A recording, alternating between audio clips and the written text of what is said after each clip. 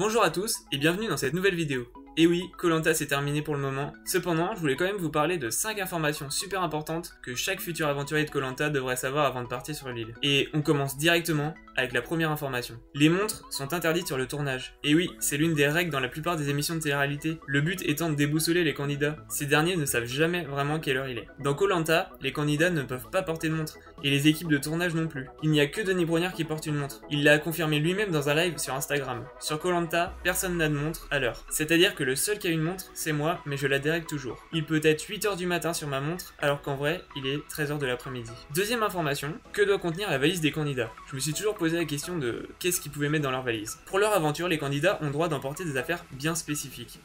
Un t-shirt à manches longues, un t-shirt à manches courtes, une veste, un short, une casquette ou un chapeau, un maillot de bain, 2 sous-vêtements, ainsi que 2 paires de chaussures, 2 paires de chaussettes et une paire de lunettes. Et c'est tout. D'ailleurs, Grégoire avait fait du feu avec la paire de lunettes, mais je crois que c'est interdit maintenant.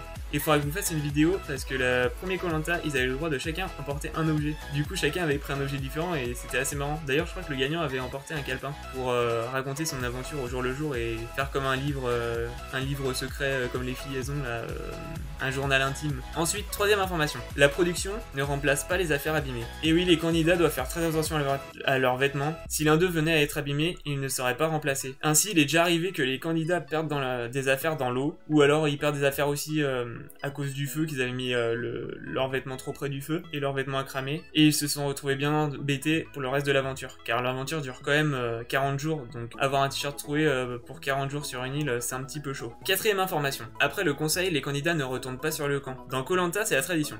Sauf événement exceptionnel, les conseils se déroulent tout le temps le soir. Mais pas question de faire rentrer les candidats sur le campement en pleine nuit. Depuis quelques années, les aventuriers qui viennent de prendre part à un conseil ne rentrent pas sur leur campement dans la foulée, pour des raisons de sécurité. La production ne souhaite pas qu'ils prennent le bateau de nuit, ce qui peut être logique. Après, il n'y a jamais eu d'accident par rapport à ça, mais je comprends la production de limiter les risques. Du coup, ils dorment tous ensemble dans un campement sommaire, non loin du lieu du conseil. Ça, c'est quand même une information que je ne savais pas. Et la dernière information pour aujourd'hui, car je referai peut-être une vidéo pour vous si cette vidéo marche et qu'elle vous plaît, sur 5 autres informations. Alors, la 5e information, c'est les candidats ne sentent pas mauvais. L'hygiène est souvent un peu d'inquiétude pour les candidats qui vont à koh Lanta. À moins de gagner certains jeux de confort très spécifiques, ils ne peuvent pas se doucher, ils ne peuvent pas se laver les dents pendant toute la durée de l'émission. Seules les femmes ont droit à des tampons et des serviettes hygiéniques, ce qui me semble très logique d'ailleurs.